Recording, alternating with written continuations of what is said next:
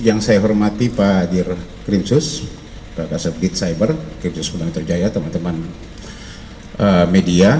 Siang ini saya akan menyampaikan satu pengungkapan yang dilakukan oleh teman-teman Krimsus yang sempat teman-teman menanyakan tentang penangkapan mengamankan seseorang, inisialnya adalah Dr. RL tadi malam, kemarin. Jadi saya sampaikan bahwa ke teman-teman semuanya sudah berdasarkan dengan adanya satu laporan polisi tertanggal 9 kemarin, ya, tertanggal 9 kemarin adanya seseorang yang melakukan kegiatan illegal access, kemudian juga menghilangkan barang bukti, ya, menghilangkan barang bukti. Mungkin teman-teman semua tahu, bulan 12 yang lalu ada laporan seseorang inisialnya K ke Polda Metro Jaya melaporkan seseorang, terlapornya adalah Dr. RL, ya, ke sini melaporkan tentang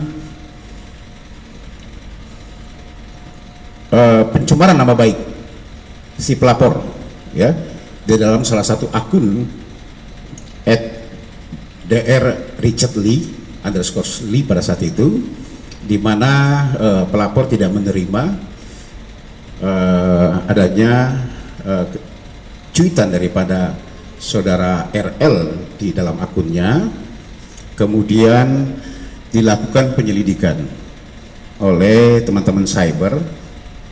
Pada saat itu sudah memeriksa pelapor maupun terlapor dan juga beberapa saksi-saksi ahli yang kita lakukan pemeriksaan klarifikasi pada saat itu. Bahkan dari pihak penyidik pun sudah melakukan mediasi antara pelapor dan terlapor, karena ini adalah pencemaran nama baik di media sosial yang ada. Kita sudah pertemukan, kemudian berlanjut sampai dengan naik ke penyidikan karena belum ada ketemu sepakat pada saat itu.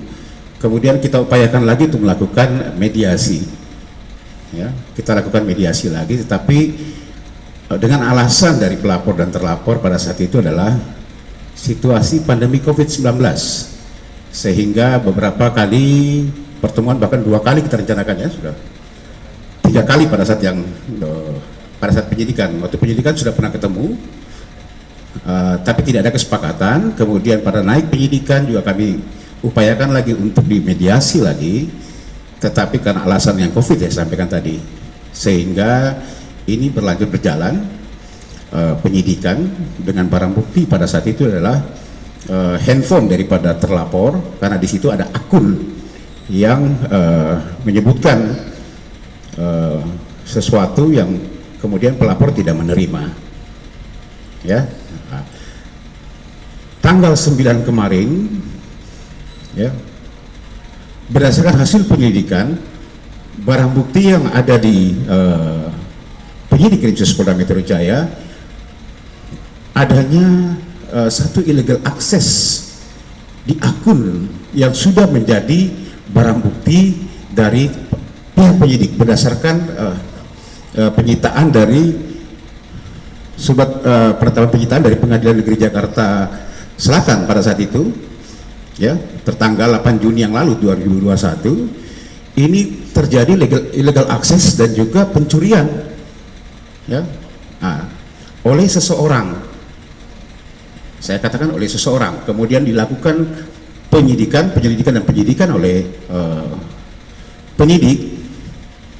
Berdasarkan hasil penyidikan, ternyata ditemukan bahwa yang melakukan illegal access dan juga pencurian barang bukti yang ada di akun yang sekarang menjadi barang bukti penyidik ini dilakukan sendiri oleh saudara RL,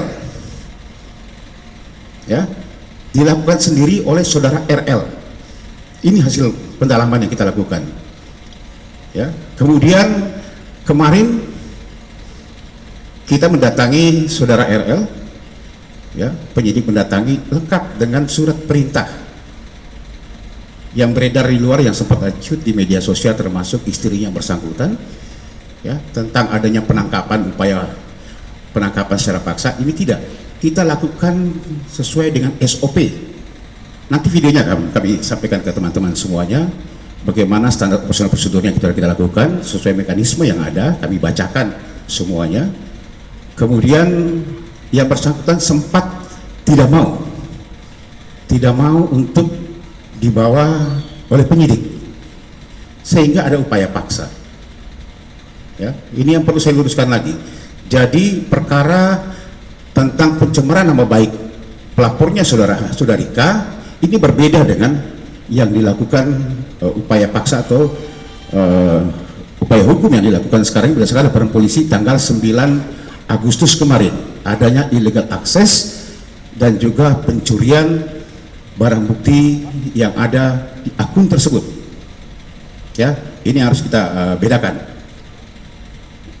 Yang bersangkutan kita persangkakan di pasal 30, ya, di pasal 30 Undang-Undang ITE. Ulangi, di pasal 30 untuk pasal 46 di Undang-Undang ITE, dan juga atau pasal 231 di KUHP, dan atau pasal di 221 KUHP. Ancamannya di pasal 30 adalah semua unsur masuk 7 tahun, lagi 6 tahun, 7 tahun, dan tertinggi adalah 8 tahun penjara. Sehingga yang bersangkutan kita lakukan penahanan.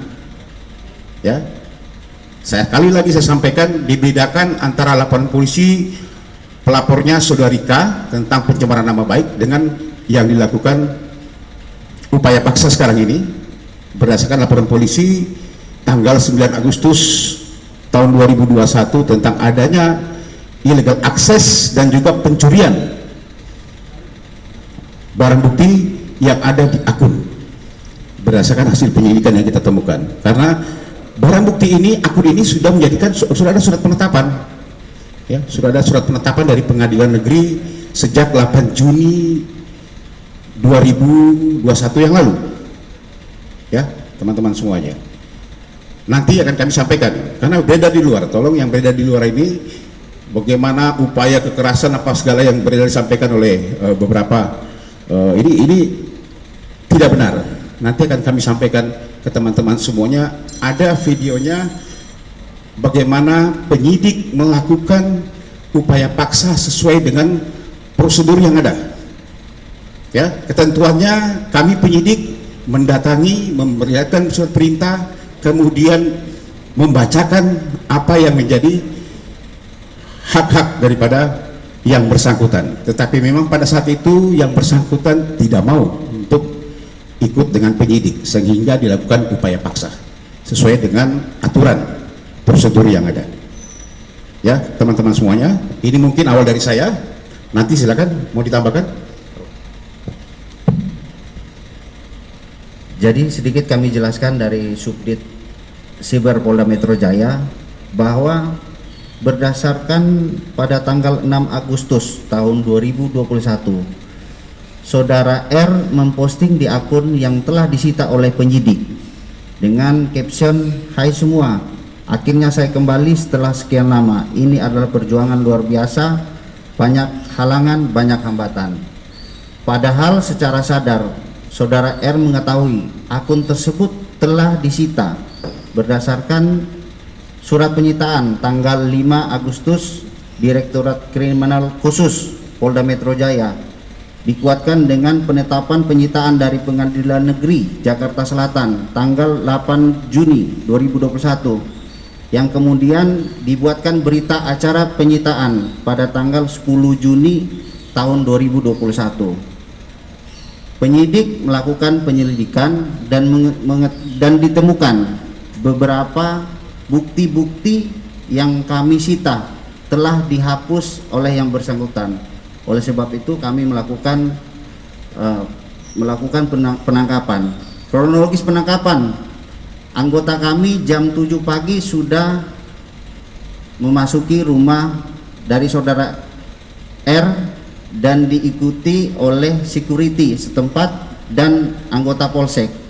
Proses proses menjelaskan terkait dengan kasus yang sedang kami lakukan penyidikan, yaitu terkait illegal access dan menghilangkan barang bukti, di mana pada saat itu saudara L menolak untuk mengikuti para penyidik dengan sukarela, sehingga pada jam 12.00 penyidik melakukan upaya paksa melakukan penangkapan kepada saudara L, sehingga berita di luar yang menyatakan bahwa kasus ini terkait dengan adalah pencemaran nama baik itu adalah hoax.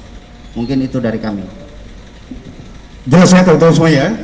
Jadi tolong dibedakan betul bahwa memang betul awalnya adalah adanya laporan polisi tentang pencemaran nama baik, tetapi upaya paksa penangkapan yang dilakukan terhadap saudara RL ini adalah memang tersangkut masalah illegal akses dan juga adanya penghilangan barang bukti yang dilakukan sendiri oleh saudara LL, sehingga kita lakukan upaya paksa penangkapan dan kita proses. Sekarang saudara RL sudah ditetapkan sebagai tersangka dan juga kita lakukan penahanan di Krimsus Polda Metro Jaya. Demikian, terima kasih. Silakan, ada yang mau ditanyakan atau tambahan mungkin? Pak, ini kan berarti berbeda ya antara kasus pencemaran nama baiknya dengan illegal access tadi. Nah, sebenarnya kan terkait sebenarnya. Illegal access yang dilakukan dia kan karena disita karena kasus yang awal kan, Gitu kan Bang Rokal ya, gitu Pak itu.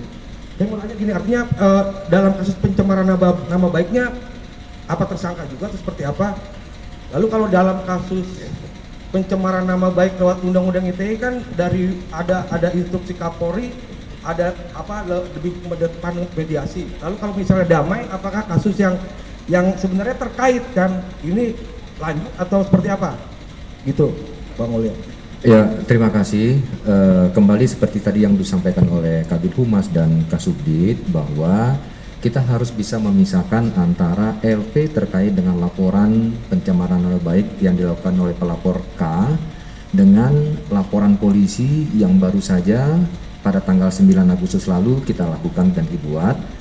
Dan untuk rekan-rekan ketahui bersama bahwa tindakan secara hukum yang dilakukan upaya paksa oleh Ditkrimsus Polda Metro Jaya ini terkait dengan laporan polisi yang tanggal 9. Nah, kita pisahkan bahwasannya seperti tadi yang sudah dijelaskan terkait dengan LP nomor 9 itu adalah barang bukti yang sudah disita oleh penyidik dan sudah dikuatkan dengan adanya penetapan dari pengadilan, itu yang dilakukan oleh terlapor ini, dia menghilangkan barang bukti tersebut.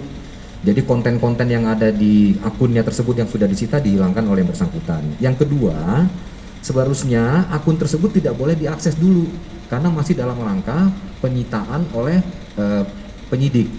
Namun oleh bersangkutan dia masuk lagi ke akun itu kan tidak boleh. Makanya dikenakan undang-undang terkait dengan illegal access. Dan jadi harus kita pisahkan. Jadi jangan kita samakan terkait dengan LP yang pertama dan sekarang LP yang kedua yang tanggal 9 Agustus. Jadi sekali lagi kami tegaskan bahwa yang dilakukan upaya paksa oleh penyidik Ditkrimsus Polda Metro Jaya terkait dengan LP, illegal access dan menghilangkan barang bukti. Seperti itu. Terima kasih. Lanjutan kasusnya LP pertama Pak, Oh ya, terkait dengan LP yang pertama, kita juga sudah berupaya sesuai dengan surat edaran Bapak Kapolri, kita harus lakukan mediasi. Sudah beberapa kali kita lakukan mediasi, namun tidak ketemu. Jadi antara pelapor dan terlapor belum terjadinya satu kesepakatan terkait dengan LP tersebut, sehingga pelapor belum mencabut laporan polisinya tersebut. Jadi sudah kita lakukan beberapa kali mediasi sampai dengan terakhir kita untuk memanggil kembali terlapor ini. Terlapor yang di LP yang pertama itu menyampaikan karena situasi sedang COVID alasannya. Kemudian banyak alasan lah yang bersangkutan akhirnya belum kembali lagi untuk kita mediasikan. Tapi untuk kita mediasiin itu dari LP yang pertama itu sudah 2 sampai dengan 3 kali kita lakukan mediasi tapi belum ketemu titik temunya. Seperti itu. Ya, oke, silakan. Menyampaikan bahwa ada penangkapan itu tanpa nunggu lawyer ya segala macam, dan dia menyampaikan bahwa penjemputan itu secara paksa itu bermasalah nggak? Akhirnya dimasalahkan nggak postingan istrinya ini? Terima kasih deh. Saya sudah sampaikan tadi bahwa prosedur upaya paksa yang kita lakukan tadi sudah dijelaskan oleh Kasubdit sejak jam 7 sudah kita sampaikan, ya. Kemudian upaya paksa tetap kita lakukan pada saat jam 12 ya. Lengkap semuanya di situ, termasuk pengacaranya pun ada di situ. Kita bacakan, makanya saya akan kasih juga videonya. Kita bacakan semua apa aja nanti. Sudah kita sampaikan, ya. Nah, silakan mungkin istrinya bermain di luar untuk mencari opini, ya silakan saja. Tapi yang ini fakta yang kami sampaikan. Bahkan barang bukti yang kita sita adalah handphone daripada milik si tersangka sendiri, juga ada pakaian yang digunakan pada saat dia lakukan postingan itu. Padahal itu kan saya berandai begini, sama kalau di daratnya begini loh, rumah ini di polis lain karena kasus, kemudian si pemilik rumah ini masuk padahal sudah nggak boleh, ini lagi dalam penyitaan, masuk dan menghilangkan semuanya barang bukti di salam situ. Ini sama dengan itu kita berandainya, ya. Tetapi ini di dunia maya, makanya kita kenakan di pasal 30 junto pasal 46 di Undang-Undang ITE, ya. Di ayat 1, ayat 2 dan ayat 3 di dalam Undang-Undang 30 tersebut. Juga kami ini kan di pasal di KUHP itu di pasal 221 dan pasal 2 KUHP ya. 221 di KUHP, ya. Jelas ya maksudnya ya. Oke, silakan.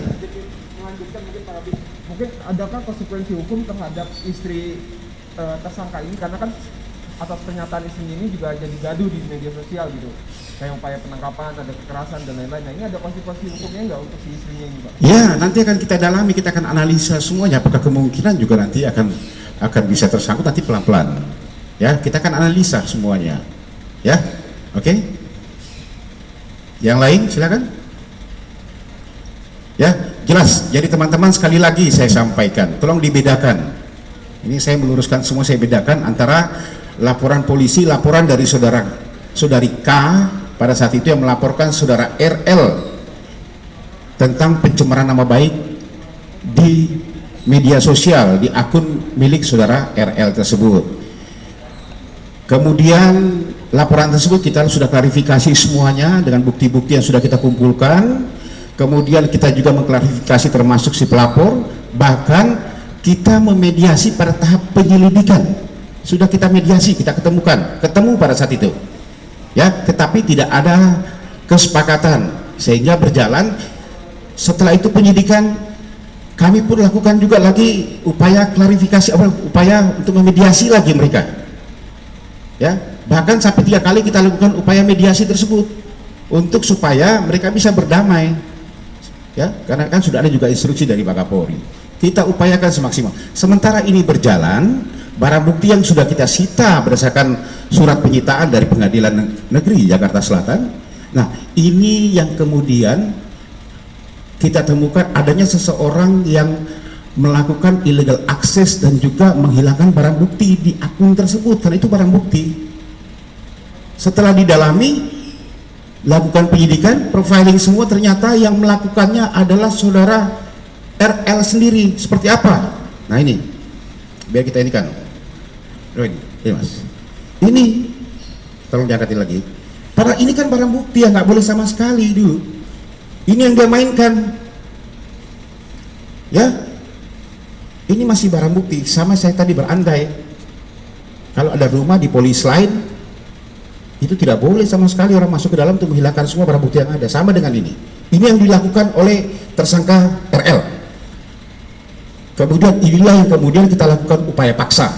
Upaya paksa apa? Sudah di dalam sesuai prosedur. Kita lakukan penangkapan terhadap yang bersangkutan. Sekarang sudah ditetapkan sebagai tersangka dan kita lakukan penahanan terhadap yang bersangkutan. Terima kasih.